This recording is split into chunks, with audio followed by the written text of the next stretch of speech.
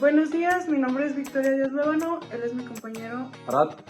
y somos alumnos de fisioterapia de la Universidad de Durango Campus Aguascalientes, y en este episodio del podcast les venimos a hablar un poquito del tema del impacto de la fisioterapia en pacientes con síndrome coronario agudo con infarto al miocardio.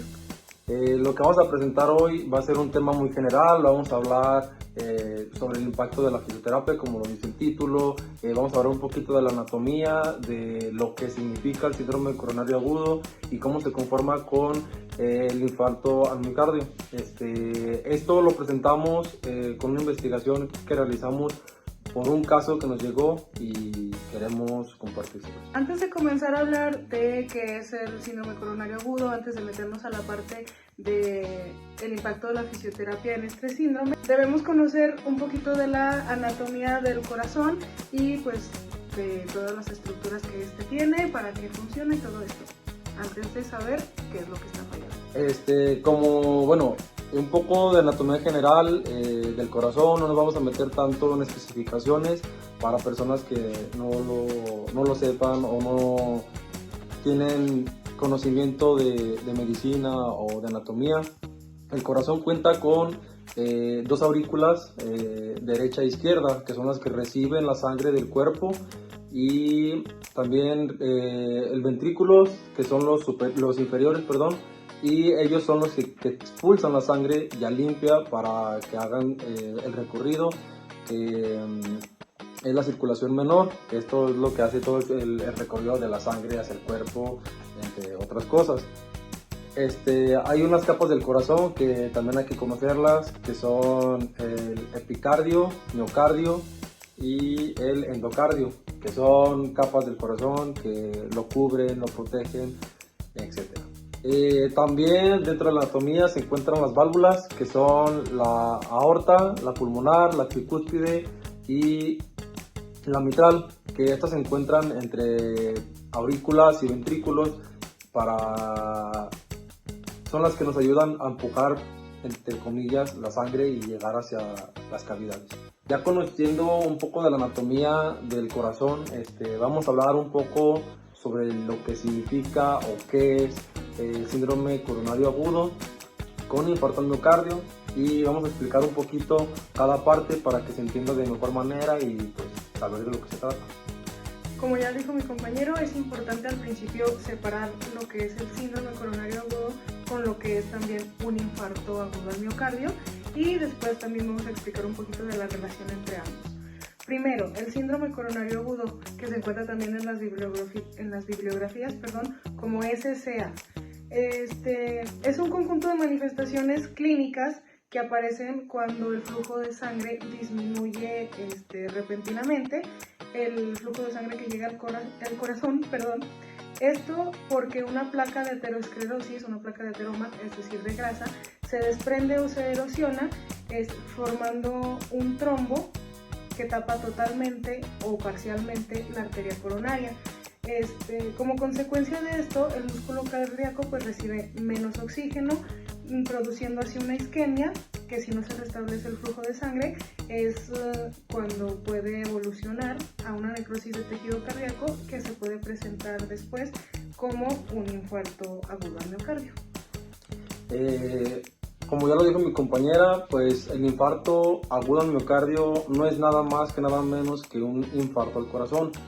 ¿Cómo funciona esto? No hay un flujo sanguíneo correcto, se interrumpe, entonces de esta manera el corazón o las paredes del corazón no reciben oxígeno. El músculo necesita oxígeno para sobrevivir o para hacer su trabajo.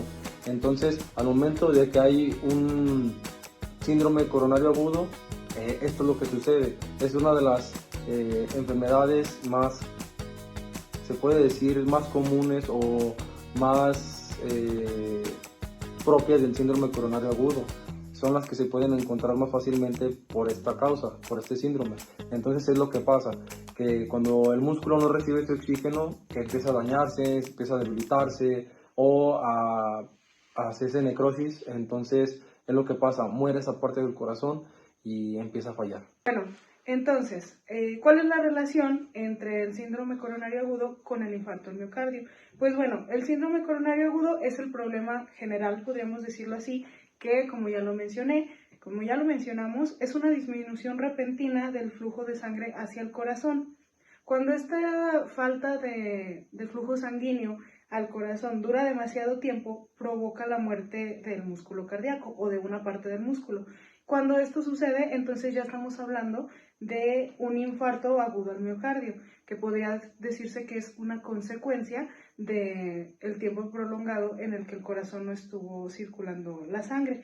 Entonces, esto quiere decir que, como ya lo había mencionado, que el infarto es una de las formas más graves del síndrome coronario agudo. Un poco resumido sobre este tema, es que a veces, escuchando el nombre, piensan que el infarto fue lo que causó el síndrome. Entonces, a veces hay que tener en cuenta qué es lo que es primero y saber y conocer sobre el tema. En este tema, prácticamente el síndrome coronario agudo es lo que provoca el infarto al miocardio. No el infarto provocó el síndrome. Entonces, también tener en cuenta y saber un poquito de cómo inicia, el por qué, de dónde viene y cómo es lo que actúa. Entonces, hay que tener mucho cuidado con enfermedades cardiovasculares. Bien, una vez que ya explicamos más o menos lo que es el síndrome coronario agudo, lo que es un infarto agudo del miocardio, vamos a explicar un poquito de la fisiopatología del síndrome coronario agudo, que básicamente vamos como a desenvolver un poquito más cómo es que se da todo este proceso para que llegue del síndrome a un infarto. Entonces, el síndrome coronario agudo inicia precisamente, como ya lo había mencionado anteriormente, con el desarrollo de la aterosclerosis. ¿Qué es la aterosclerosis? Es una enfermedad inflamatoria crónica en la que se acumulan lípidos, se acumulan células inflamatorias o tejido fibroso, esto alrededor de la pared de las arterias coronarias. Con el paso del tiempo, estas placas de ateroma o estas células inflamatorias crecen y reducen claramente el diámetro del vaso sanguíneo, mientras el diámetro de este mismo conjunto de placas pues va creciendo. En determinado momento estas placas pueden romperse o pueden erosionarse y el organismo, cuando esto sucede, se interpreta como una ruptura o una lesión que empieza a formar coágulos, formando un trombo. Ok, una explicación más, como dijo mi compañera, es una explicación más a detalle de cómo funciona o cómo actúa este síndrome. Al momento de que esas placas se rompen o dañan esta arteria, lo que sucede es que el sistema inmunológico manda señales de que hay algo malo, hay algo que está pasando, algún daño en esa arteria. Entonces lo que sucede es un proceso de reconstrucción, se puede decir, para evitar que haya como se puede decir, como una hemorragia. Lo que hace es que manda unas placas a tapar esa parte, en este caso es un trombo, lo que tapa para que no haya flujo sanguíneo. Entonces lo que está pasando, hay muy poco flujo sanguíneo o hay cierre total, no hay paso de la sangre. Entonces esto es lo que causa el daño y el infarto al corazón. Los músculos no reciben el mismo oxígeno, no están recibiendo ese flujo sanguíneo. Entonces esa arteria pues prácticamente está tapada, no hay paso. Es como explicar como si fuera un accidente. Hay una carretera, ocurre un accidente, cierran la calle, no hay paso de los carros, de las personas. Es como si pasara esa parte. Entonces, ¿qué es lo que pasa? Los carros se detienen, no hay paso y no hay flujo de vialidad. Entonces, ¿qué es lo que pasa? Esa carretera se queda sola prácticamente. Entonces, aquí es algo, lo podemos asimilar que es algo parecido, algo similar que lo que ocurre en esta arteria. Es una obstrucción, simplemente que lo que pasa por culpa de esas placas de grasa, se puede decir, y causa todo todo esto en un conjunto. Una cosa, lo volvemos a decir, una cosa lleva a la otra. Entonces, no pueden actuar claramente una sola cosa. Por ejemplo, el síndrome puede causarse solamente, pero dependiendo mucho del tiempo que esté pasando, puede llegar a causarlo. No es necesariamente de que pasó el síndrome y ya pasó esta situación del infarto. Entonces, después de cierto tiempo, obviamente hay que checarnos, hay que evaluar, que un médico cardíaco nos revise. Entonces, el tiempo sí importa, sí puede llegar a evitar lesiones más graves. Ok, siguiendo un poquito el ejemplo que dio mi compañero de las vialidades cuando hay un accidente, precisamente es eso. ¿Qué pasa? Cuando las calles están cerradas, que hay muy poco flujo vial o está totalmente parado el tránsito, vamos a aterrizarlo un poquito más al ejemplo de cuando tienes que ir a trabajar o algo así, pues no llegas o llegas muy tarde. Entonces, eso mismo pasa cuando la arteria, en este caso la arteria coronaria, está tapada por ese trombo, el flujo sanguíneo se reduce o incluso llega a ser nulo. La placa puede ser tan grande que obstruya totalmente la arteria y no permita pasar nada de sangre. ¿Qué pasa cuando el corazón no está recibiendo lo suficiente o no está recibiendo nada de sangre? Pues obviamente recibe menos oxígeno, recibe menos nutrientes. Todo este desequilibrio hace que se necesite una demanda de oxígeno mucho más grande, una demanda que al final no está llegando porque la placa sigue ahí estancada. Esta falta de oxígeno puede provocar lo que nosotros conocemos como una isquemia miocárdica. ¿Qué es la isquemia miocárdica? Esto quiere decir que el tejido cardíaco, de las capas que ya nos había mencionado mi compañero al principio, sufren debido al hecho de que no están recibiendo oxígeno, no están recibiendo nutrientes, por lo que no les permite funcionar de manera normal o llegar al punto en el que no están funcionando absolutamente nada. Cuando esta obstrucción se mantiene durante un tiempo prolongado y no se restablece la circulación de las células, el músculo cardíaco después de la isquemia comienza a morir. Y cuando llega a este punto de comenzar a morir, pues es irreversible ahora sí. Este proceso se le conoce como necrosis miocárdica. En ese momento es cuando se produce ahora sí el infarto agudo al miocardio, que pues como ya lo habíamos mencionado es como la consecuencia o la forma más grave en la que este síndrome puede presentarse. Pero como les hemos dicho en esta explicación, no viene como ya lo había mencionado mi compañero también, no viene el infarto y después el síndrome, ni después del síndrome el infarto, sino que se da primero este proceso de el síndrome desencadena una placa de ateroma, en la placa de ateroma se desprende, el propio cuerpo, el sistema inmunológico lo interpreta como una lesión, forma el trombo, tapa la arteria, se da la isquemia y si esto persiste durante mucho tiempo, se llega a la necrosis que después desencadena el infarto agudo al miocardio. Ok, para que quede un poco más claro sobre el síndrome, depende mucho el tiempo, como ya lo mencionamos varias veces y somos insistentes. El tiempo es muy necesario, el tiempo puede ser muy dañino, puede llegar a muchísimas secuelas o puede llegar hasta causar la muerte. En casos como lo mencionamos, cuando empieza la necrosis, etc. Si llegara a pasar todo esto, pero llegamos a un punto en el que, ok, fue controlado o se puede decir que lo atendieron rápidamente. Después del infarto, el corazón llega a un momento en el que va a remodelar, va a cambiar toda esta situación, va a renovarse, se puede decir. Pero obviamente no se remodela totalmente. Entonces, ¿esto qué es lo que causa? Nos puede causar otras enfermedades, se puede decir barreras para nosotros, bueno, más bien para el paciente o para que lo lo está padeciendo, puede llegar a tener muchísimo cansancio, dolores, puede llegar hasta a veces a perjudicar en ciertos movimientos, muchísimo cansancio, respiración, agitación, etcétera. Entonces, no siempre después de pasar una situación de estas o como este síndrome, vamos a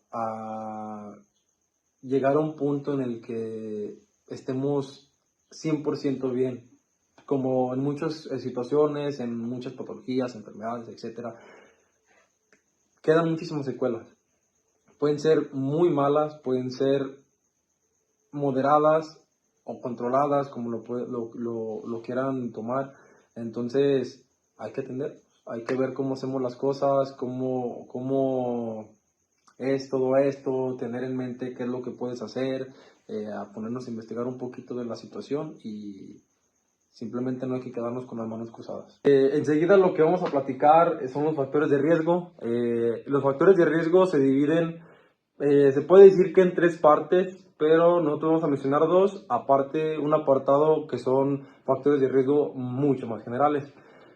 Factores de riesgo son modificables y no modificables. Los modificables son la hipertensión arterial y la dislipidemia. La dislipidemia son los niveles altos de colesterol, que es el colesterol, si no me equivoco, es LDL. Y factores no modificables sería el sexo, la edad y los antecedentes familiares o genéticos. Ya sabemos que pues la edad no se puede modificar, el sexo obviamente tampoco. Y algo que entra dentro de este tema le da mayormente a los hombres que a las mujeres.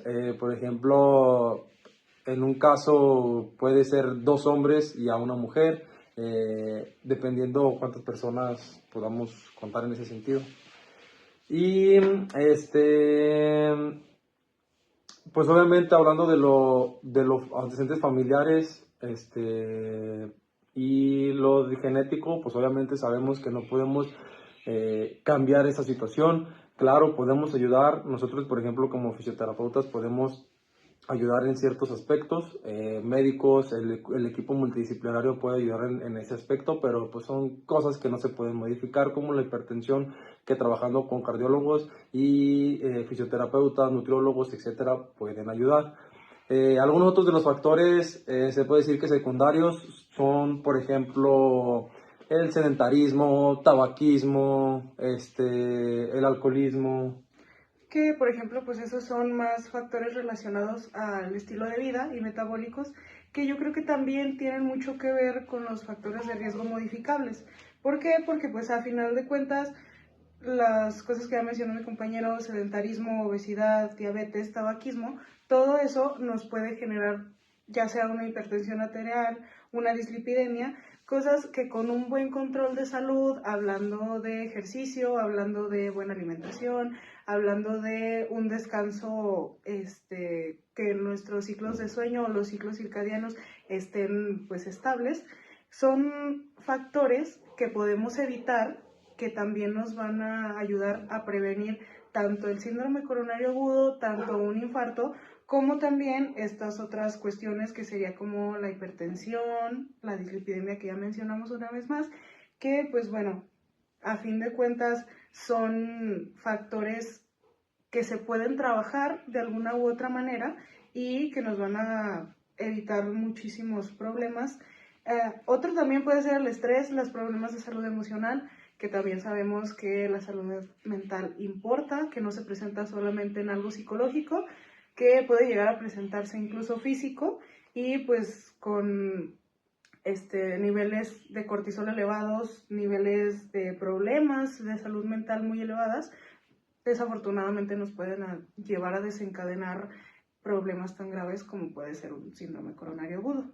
Claro, y es como todo, como toda, algunas enfermedades o tan solo tus emociones pueden desatar cualquier problema, cualquier situación de cierto punto. Por ejemplo, el estrés, saben que es muy fácil que desencadene muchas cosas, dolor de cabeza, contracturas musculares, algún tipo de lesión. Si no te cuidas, en realidad pueden pasar muchísimas cosas. Tener una mala alimentación es algo también muy esencial, tener tu vida activa, hacer actividades en casa, salir a caminar, etcétera. Cualquiera de esas situaciones de la vida diaria pueden ayudarte, aunque sea con un poquito, como un granito de arena. Entonces, eh, siempre hay que cuidarnos, siempre hay que tener en mente que estar acostado, estar en tu cama, estar viendo el celular, no te ayuda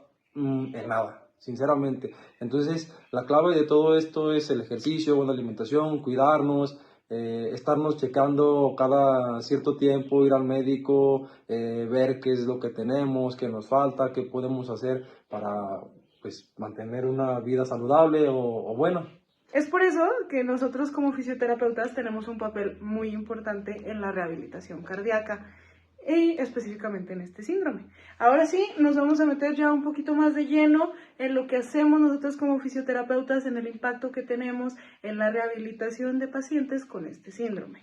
Esto es muy importante, el área de fisioterapia. Muchos piensan que la fisioterapia es, como ya lo hemos contado, dar masajes, hacer uno que otro ejercicio, usar aparatos, etcétera. Esto va más allá de lo que pueden creer o pensar la gente. En realidad, nosotros hemos visto, sabemos, lo practicamos, lo realizamos miles de veces. Practicamos demasiado para llegar a un punto en el que sabemos cómo actuar en estas situaciones. Como lo hemos comentado, hay muchas cosas, muchas herramientas que podemos utilizar para ayudarnos o apoyarnos de cierta manera, como son las escalas, como son los test, las pruebas. Claro, tenemos mucho material terapéutico que nos puede ayudar muchísimo a tratar ciertas enfermedades, ciertas lesiones, entre otras cosas. Pero creo que lo más esencial y lo más fuerte y lo mejor que nos puede ayudar aquí es el ejercicio. El ejercicio, la movilidad funcional, lo que en realidad ocupa el paciente. Hay que buscar siempre un objetivo o tener objetivos específicos de las personas para saber cómo actuar de cierta manera en este tema. Claro que, por ejemplo, así como también hay muchas herramientas y hay mucho conocimiento, también hay mitos, como por ejemplo, uno bien sencillo, que, que nosotros damos toquecitos, el electro, que nosotros a nuestros pacientes siempre nos dicen que los toquecitos, por ejemplo, es una herramienta que se utiliza en muchas patologías, pero que específicamente en patologías cardiorrespiratorias no puede utilizarse. ¿Por qué? Porque el corazón manda señales eléctricas que pueden verse alteradas con estímulos eléctricos, como es los aparatos de electroterapia que nosotros utilizamos. Otra cosa que mencionabas también, pruebas, escalas, las más utilizadas aquí, que incluso hemos hecho que en la escuela incluso los profesores que nos preparan nos someten a nosotros a hacer estas escalas para saber tanto cómo aplicarlas, qué sienten nosotros. Evidentemente estamos sanos, son escalas que se utilizan en pacientes tanto sanos como con estas condiciones. Pero a lo que voy con esto es que nosotros tenemos que experimentarlas, no solamente saber cómo se utilizan, no solo saber la teoría, sino también, al menos en nuestra preparación, nosotros llevamos la teoría de estas pruebas, la práctica, tenemos que hacerlas entre nosotros. Una de ellas es la prueba de los 6 minutos, que básicamente es una prueba en la que tienes que estar monitoreando frecuencia cardíaca, oxigenación, frecuencia respiratoria, capacidad de recuperación. Esto lo tienes que estar checando antes y después de hacer la prueba, que consiste en caminar durante 6 minutos en una distancia específica, y también se mide la distancia. ¿Todo esto para qué? Para ver la capacidad cardíaca y pulmonar que tú tienes y trabajar en base a ello. Claro, y volviendo al tema, como lo comentó mi compañera sobre la aparatología, es esencial saber cómo aplicarlo, cuándo saber aplicarlo y el por qué se lo estás aplicando. Imagínense tener un paciente con un marcapasos y Claro, aplicándole electroterapia es algo que es una contraindicación enorme. claro. Claro, podemos aplicarlo en piernas, podemos aplicarlo en pie, no hay ningún problema, siempre y cuando sea una corriente que en realidad no vaya a afectar a la persona, no lo podemos poner tan cerca, que es por ejemplo en la zona de abdomen, en espalda puede ser que sí lo puedes aplicar, pero también de cierta manera y saber cómo y dónde, porque si lo aplicas de lado justamente de estar marcapasos, pues es como de, no, no lo puedes realizar, no debes de realizarlo. Y yéndonos un poquito, por ejemplo, que me ha comentado la prueba de los 6 minutos, es una prueba muy buena para aplicarla, para saber. Obviamente también siempre hay que tener en cuenta la capacidad del El paciente, paciente y claro. la edad.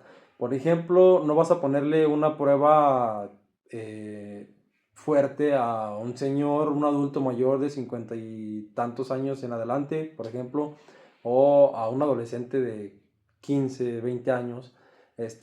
Son pruebas diferentes o capacidades diferentes en las que se pueden aplicar. Un joven te va a soportar muchísimas cosas. Claro, siempre y cuando funcionalmente y no tenga otras enfermedades, puede aplicarlas. Pero hay señores que también los pueden aplicar, claro, sin ningún problema, pero siempre y cuando saber cómo está su salud física y su salud mental. Porque hay, por ejemplo, los cardiólogos normalmente aplican ciertas y específicamente pruebas. Nosotros, claro, o muchas ramas de la salud tal vez las pueden conocer y es bueno conocerlas para saber qué es lo que te trae el paciente, porque un paciente te puede llegar y decirte, no, pues fui con un cardiólogo, me hicieron tal prueba y tú dices, caray, pues, ¿y eso qué? ¿O cómo lo hago? ¿Qué pasó? Entonces, ahí por eso es el equipo disciplinario. O fui con el cardiólogo, vengo con el fisio, me dieron esta hoja, salí en tal prueba tal, entonces nosotros vemos nuestras escalas, nuestras pruebas, ¿cómo se puede decir? Nuestros datos para saber qué tanto esfuerzo puede hacer nuestro paciente para no sobre esforzarlo y vaya a suceder algo este, malo, algo fatal en la rehabilitación. Y por ejemplo, no es lo mismo también la terapia en consultorios privados, en consultorios en hospitales. En consultorios en hospitales son pacientes que están en su límite, que no siempre van a estar bien. Ahorita, no sé, es 1 hora, son las 4 de la tarde y a las 5 ya se le sube la presión, ya tiene frecuencia respiratoria muy baja, etcétera. Entonces, son ejercicios mucho más cortos, más específicos y que sean más enfocados a lo que estamos buscando con cada persona. Porque obviamente no va a llegar un paciente que ya está sufriendo el infarto justamente ahorita y va contigo y, oye, dame la terapia porque me está dando un infarto. Pues no, la verdad no funciona de tal manera. Entonces, claro, si llega un paciente de esa manera, ¿sabes qué? Cardiólogo, aquí tengo un paciente, necesito una ambulancia, bla, bla, bla, etcétera. Porque pues también hay que evitarnos ciertas situaciones, contraindicaciones. Todo siempre es a la salud del paciente y evitar una tragedia. Sabes que si no lo sabes hacer o no lo puedes hacer, no lo hagas. Busca ayuda, busca una persona que digas, sí sabe él hacerlas. Hay fisioterapeutas deportivos, fisioterapeutas pediátricos, fisioterapeutas geriátricos. Entonces, si tú eres específico en pediatra y te llega un adulto con este síndrome, pues si ya está recomendado y todo, y tú conoces el tema, está certificado, etcétera, aplícalo, no pasa nada. Pero si en realidad sabes del tema, pero no es tu rama, no es tu fuerte, ok, voy con un fisioterapeuta cardiorrespiratorio, oye, tengo un paciente, ¿qué tal? Te lo paso. vamos para allá. Entonces también hay que siempre ver todo en conjunto con colegas, tanto de nuestra rama como de la rama médica, nutriólogos, psicólogos, etcétera. Y esto lo vamos a estar repitiendo constantemente porque, pues, a evitarnos problemas también y evitar que el paciente se perjudique más. Claro, porque referir a un paciente es totalmente válido. Como lo menciona mi compañero, hay tantas ramas de la medicina, específicamente hay tantas ramas en fisioterapia, que si te vas por alguna que no sea la terapia cardiorrespiratoria, es válido. Pero también hay que saber precisamente cuándo podemos aplicar ciertos métodos, cuándo podemos intervenir y cuándo es necesario referirlo, porque un punto muy importante que mencionaba mi compañero también, que es la terapia, la diferencia de la terapia a una institución privada, a una institución pública, a un hospital. Hemos tenido afortunadamente la oportunidad de trabajar en hospitales y, como dice mi compañero, son pacientes que desafortunadamente son tan inestables que en un momento pueden estar bien y de un momento a otro ya bajó su saturación, aumentó sus latidos, la presión arterial se disparó o está por los suelos. Son pacientes con los que hay que tener mucho cuidado porque también nosotros podemos intervenir desde una etapa, no solamente cuando el paciente está fuera o cuando no está en peligro o cuando no está sufriendo un episodio de estos ataques o de incidentes, porque nosotros podemos trabajar con el paciente, como ya lo mencionaba al principio, desde antes que se desarrolle este síndrome. ¿Cómo podemos trabajarlo? Pues movimiento, resistencia, trabajo de cardio, trabajo de fuerza, todo eso es específico de nuestra área que podemos trabajar tanto para prevenir como ya cuando está este síndrome. Incluso si un paciente está en el hospital, nosotros podemos estar desde la fase hospitalaria, la fase ambulatoria, la fase post-hospitalaria también. Como ya lo mencionó mi compañero y como ya se los dije, hemos trabajado en hospitales que con pacientes con estas condiciones hemos trabajado ejercicio respiratorio, hemos trabajado con activación de diafragma, hemos trabajado con presión costal, obviamente todo tolerancia del paciente, todo monitorizado y, y son aspectos que el fisioterapeuta debe de tener en cuenta junto con los médicos,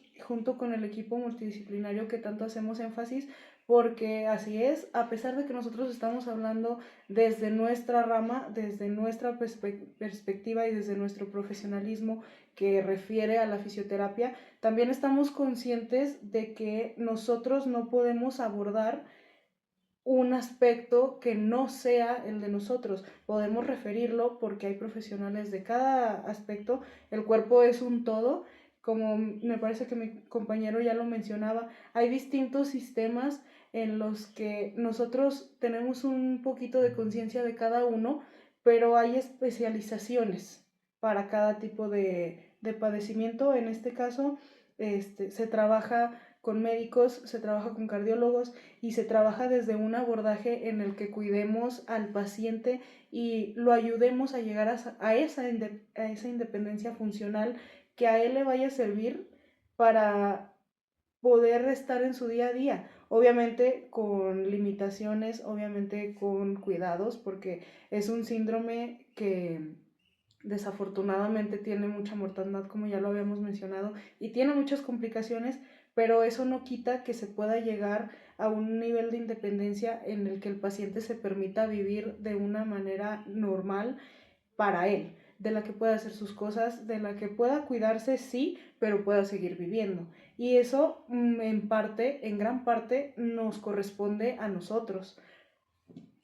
Por ejemplo, bueno, algo que cabe aclarar también, obviamente, y siempre lo recalcamos, también las personas o familiares que estén con el paciente deben o no están tan obligados, pero es necesario que sepan un poco del tema, de lo que se está haciendo, de lo que se está tratando, de lo que le está pasando a su familiar, eh, que tengan un poquito de conciencia y que sepan cómo se hacen las cosas para que nosotros nos puedan ayudar desde casa. Entonces, por ejemplo, a veces se les da indicaciones, cuando son, por ejemplo, instituciones en las cuales son, por ejemplo, mayormente son privadas, por ejemplo, van, llevan al paciente, saben que tiene esta situación, ok, mire, lo que se va a hacer es realizar es esto, vamos a dejar trabajos en casa, trabajo de tal manera, claro, que el familiar pueda ayudarnos a aplicar, que no sean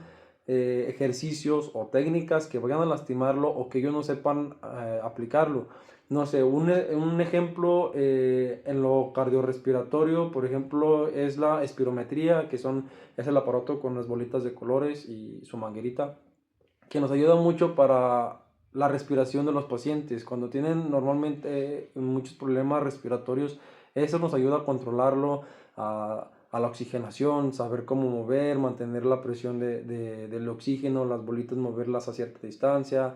Son indicaciones fáciles, muy básicas, y que nos pueden ayudar demasiado. Mucha gente puede decir, es un juego o es un pelotita, hay que jugar de cierta manera. Sí, de cierta manera pueden aplicarlo así, pero también nos ayuda muchísimo en la terapia. Pueden verlo en hospitales, tanto públicos como privados, que se los ponen a ciertos pacientes para hacerlo. Simplemente el hecho de estar levantando las manos nos ayuda demasiado. Hay que sentarnos y pararnos. Es un ejercicio que tú puedes decir, ¿cómo va a servirnos para algo? ¿Cómo va a ayudarnos para que funcione para el corazón? Como ya lo habíamos mencionado, hay un gasto energético, hay un gasto, pues sí, bueno, Metabólico. exactamente, que nos va a ayudar a que el cuerpo funcione de tal manera. Entonces, al tú pararte, necesitas aire para poderte parar. Necesitas energía, que es lo que nos lleva la energía y todas estas eh, cosas para que la musculatura funcione, los huesos, etcétera, viene desde el corazón, viene desde la sangre. Prácticamente todos los minerales, etcétera, toda la alimentación que tenemos nos ayudan para que tengamos energía. Entonces, el corazón late, los pulmones trabajan, oxígeno, sangre, oxígeno, sangre, oxígeno, sangre, y nos ayudan a hacer esa actividad. Por eso normalmente cuando hacemos ejercicio estamos bien agitados. ¿Por qué? Porque el corazón necesita dar más flujo sanguíneo y más oxígeno en la sangre, los pulmones trabajan, están al 100, entonces por eso nos agitamos, por eso hay cambios de energía, que tenemos la presión alta por el mismo del ejercicio, estamos respirando muchas ventilaciones, y es normal de cierta manera, pero también hay que saber controlarlo, también saber los niveles, los signos vitales, saber los niveles correctos o normales de ciertas personas. Hay personas que, por ejemplo, tienen un problema respiratorio y la frecuencia cardíaca las traen, pero por los cielos, pero en su enfermedad es normal. Si no tienen ninguna enfermedad, tiene que estar al nivel que debe de ser. Si está por encima y en realidad no tiene ninguna enfermedad aparentemente, hay que checarnos. No es normal que debe estar así. Pero si tienen ya una enfermedad, por ejemplo, los que son hipertensos, la hipertensión la manejan muy alta normalmente, no la traen baja, es alta, son números altos, entonces para ellos es normal y los ves tranquilos, los ves descansando, pero en una persona sana están moderadamente.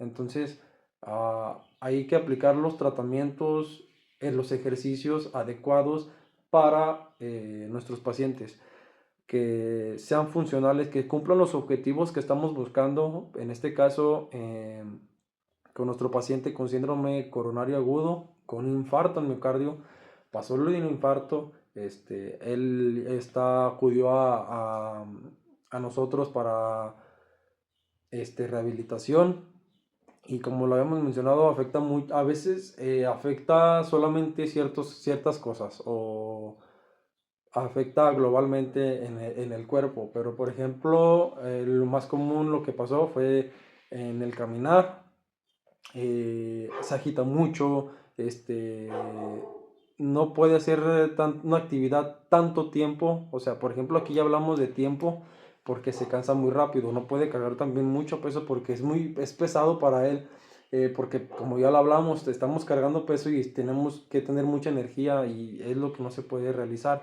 Entonces hay que controlar ciertas actividades para no elevar esa frecuencia cardíaca o esa respiración, para evitar un problema más grave o volver a provocar algún infarto o algún problema cardíaco.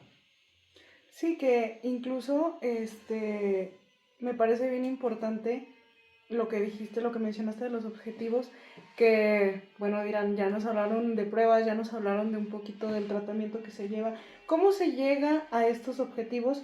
Precisamente para plantearnos nosotros estos objetivos, tenemos también herramientas. Una de ellas es la entrevista inicial, la anamnesis, que nosotros la conocemos de esa manera, que precisamente es una entrevista especialmente diseñada para conocer al paciente, para conocer su situación, para conocer la funcionalidad que tiene, todos estos aspectos de frecuencia cardíaca, frecuencia respiratoria, saturación de oxígeno, presión arterial. Obviamente se ven datos personales que son de mero seguimiento, como el nombre del paciente, todo ese tipo de cosas, pero lo que es aquí más importante de destacar son precisamente las evaluaciones, las preguntas, las herramientas que vamos a utilizar para conocer el estado de ese paciente. Una vez que nosotros tenemos esta información de signos vitales, de funcionamiento, más bien de lo funcional que puede llegar a ser el paciente, de lo que está afectado, de las intervenciones médicas que ha tenido, los antecedentes patológicos, los antecedentes personales, los antecedentes heredados de familia. Una vez que nosotros recopilamos toda esta información, empezamos a trabajar en nuestros objetivos. Nosotros trabajamos en objetivos a corto plazo, mediano y largo plazo. Esto nos ayuda a tener una visión o un centro de tratamiento del que vamos a partir.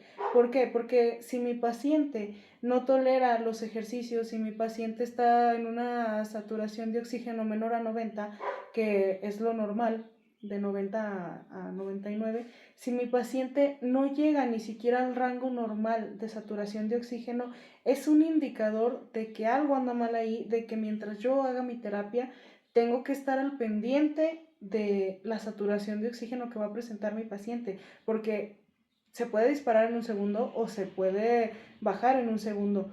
Entonces, así como nosotros ya planteamos esos objetivos, tenemos que poner o plantear también un plan de intervención, un plan de tratamiento que esté centrado en ese objetivo y en cumplirlo claramente, como puede ser la resistencia al ejercicio. Esto normalmente se trabaja en intervalos, dejando descansar al paciente, monitoreando siempre sus signos vitales.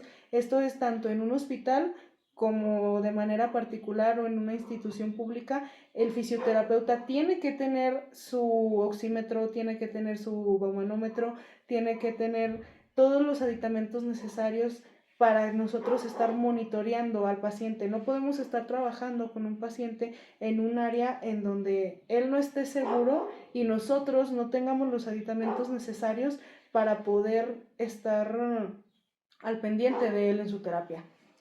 Y también hablando de los ejercicios, no siempre es recomendable aplicar uno tras otro, tras otro, tras otro. O sea, siempre hay que buscar, si un ejercicio nos está sirviendo, por ejemplo, una terapia normalmente, dependiendo del lugar, puede durar de 40 minutos a una hora, dependiendo, a veces puede durar media hora. En hospitales es muy poco el tiempo, de 15 a 30 minutos, hasta menos, porque el paciente ya no pudo, 10 minutos de los ejercicios y se terminó la terapia, ahí llega para evitar problemas, como ya lo habíamos comentado. Y sobre los ejercicios,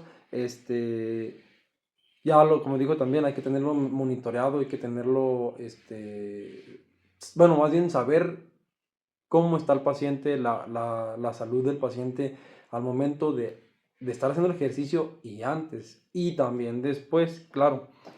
Y los ejercicios, como comentaba, puedes poner miles de ejercicios en una terapia, puedes poner muchísimos, pero ¿de qué te sirve si no estás cumpliendo con lo que en realidad quieres hacer, con lo que en realidad necesita el paciente?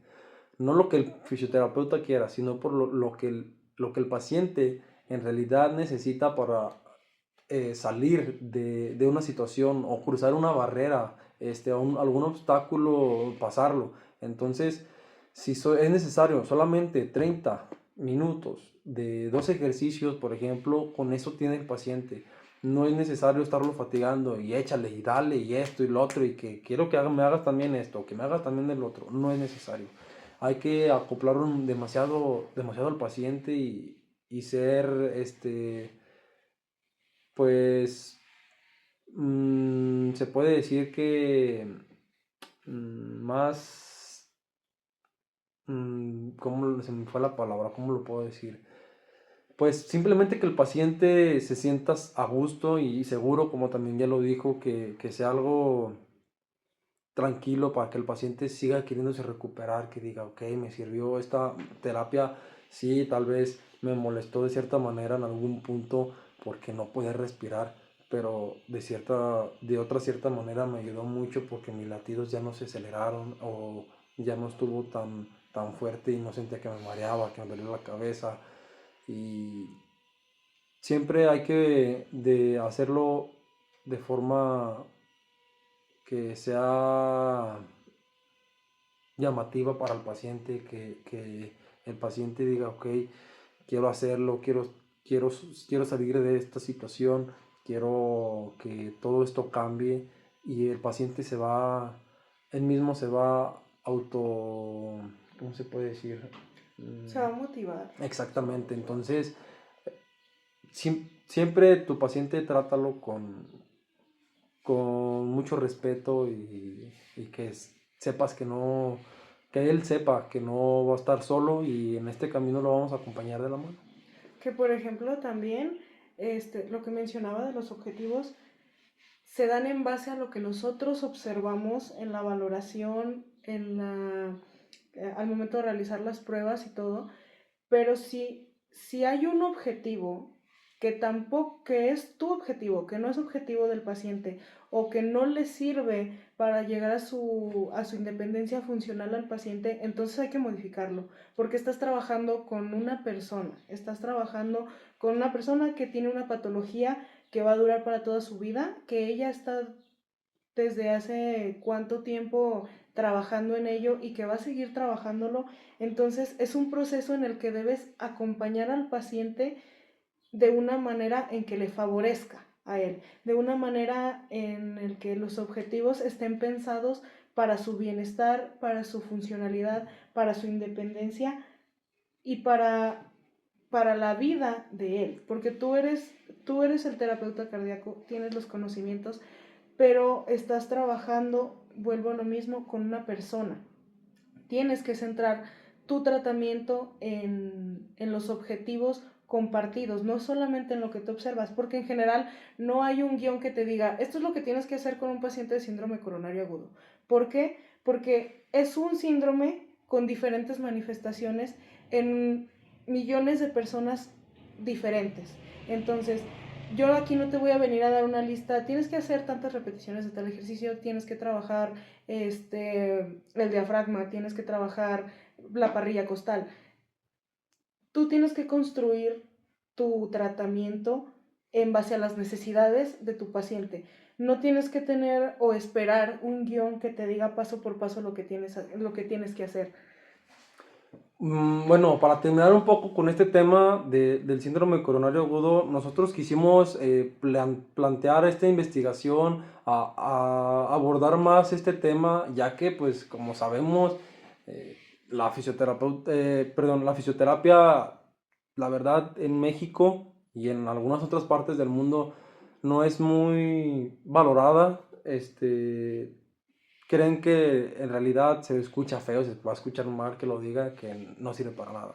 Pero en realidad sí, como lo dice nuestro tema, y por eso lo hacemos también, para que lo vean, que se den una vueltita para que vean este video cada que puedan, que sepan el impacto que tiene la fisioterapia en los temas, no solamente del síndrome coronario agudo, sino de todas las, en general, enfermedades, patologías, síndromes, el impacto que tiene la fisioterapia en esto. Créanme, y créannos a los dos, hemos tenido pacientes tanto iguales de ciertas enfermedades, de ciertas lesiones, que son todo lo contrario. Claro. Hemos trabajado totalmente diferente. Distinto, claro. Aunque sea desde un esguince, desde una lesión de tobillo hasta una lesión neurológica, que en realidad dices, es lo mismo, ¿por qué no trabajan lo mismo? No vamos a trabajar lo mismo, no va a ser el mismo enfoque, no va a ser el mismo objetivo, no va a ser el mismo tratamiento, porque las personas vienen con diferentes, se puede decir, restricciones o barreras. Una persona, no sé, le podemos poner un ejemplo, un problema neurológico, puede decir como PCI, puede venir la persona y ¿qué es lo que ella tiene? No puede caminar, ok, está en silla de ruedas, pero yo tengo mi paciente que también tiene PCI, pero puede caminar, puede cambiarse, pero tiene problemas cognitivos y del habla. Son personas con de un mismo caso, pero totalmente los objetivos son diferentes. Son cosas que en realidad ocupamos saber y dirigirnos específicamente al paciente. Entonces, el impacto que tenemos nosotros en el área de este, bueno, más bien de este tema, de este síndrome, es importante, porque sí, después de la operación, ¿qué sigue? Ya estoy bien, ya me operaron o ya pasé el susto del infarto, ya se me reventó la arteria, ya, ahí quedó, ya me puedo ir a mi casa. Claro que no, hay un proceso. Y sí, las personas a veces no son conscientes de lo que está pasando, de lo que puede seguir después de una cirugía o de alguna enfermedad. Yo voy a mi casa y ya no hago nada, pues, ¿para qué? Ya estoy bien, ya me operaron. Y claro que no, hay que ser conscientes de que en realidad necesitamos, después de saber eso, ¿qué sigue, doctor? ¿Qué seguimiento le puedo seguir dando esto? Alimentarse bien, vamos al psicólogo porque pues mis emociones hacen que vuelva a recaer o me sienta mal por lo que me he pasado, voy con un terapeuta porque necesito no sé, por ejemplo, bajar de peso. En algunas enfermedades normalmente la obesidad es una complicación o un factor de riesgo que afecta a demasiadas cosas. Ok, tengo que ir con un nutrólogo también para mi alimentación, regularme. Entonces, hay que ver un poquito, investigar un poquito más de la fisioterapia, qué es lo que hace la fisioterapia, no solamente en este síndrome, sino en otros casos, en otras ramas, en otras cosas, y pues sí, simplemente no te quedes con una cosa. Nosotros nos damos la tarea de investigar un poco de este tema. Hay muchísimas cosas, claro, o sea, es un resumen de lo que puede causar esta enfermedad, de lo que puede causar el síndrome. No solamente es un infarto, puede causar otras demasiadas cosas, otras enfermedades, puede causar hasta, como ya lo hemos visto,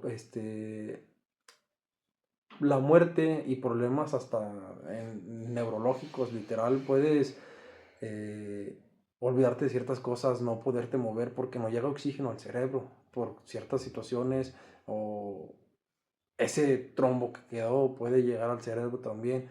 Hay muchas situaciones. Entonces hay que ver, investigar y saber más sobre los temas. Claro, es por eso que nosotros como personal del área de salud decidimos hacer este episodio del podcast para precisamente hacer notar esa importancia que merece, porque a pesar de que es un síndrome que desafortunadamente es más común y más común cada vez en personas súper jóvenes, es